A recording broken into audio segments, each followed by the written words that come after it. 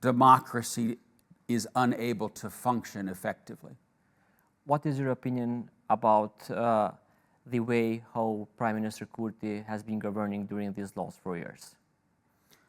Well, I think that Prime Minister Kurti is a quite effective politician who has good political instincts, and that he's been in power for this long and has won re-election is a sign of his political capabilities.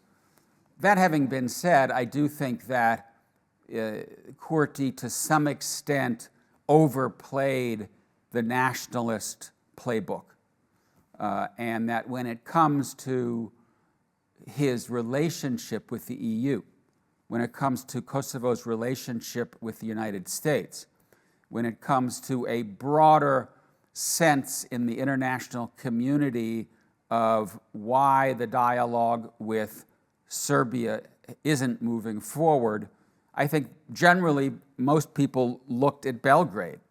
Most people said, you know, Serbia is the problem. Now there's a sense that Kosovo is also the problem, and that Prime Minister Kurti took steps, whether it is seating mayors in the north, changing license plates in the north, changing the currency. Another issue that was quite controversial is not moving forward with the ASM, the Association of Serb Municipalities. I think these steps may have played well domestically. They may have played to nationalist sentiment at home, but in the bigger picture, they have not done Kosovo any favors in the eyes of the international community, and they have made it even more difficult to advance the dialogue with Serbia. But Mr. Kurti was saying that he is just respecting the constitution during those actions that he has undertaking in the northern part of Kosovo by closing parallel structures. If the measure is, does the Prime Minister have a legal right to take these steps? The answer is yes, in the sense that Kosovo is a sovereign country. Kosovo should have control over all territory, over all institutions that are in the borders of the country.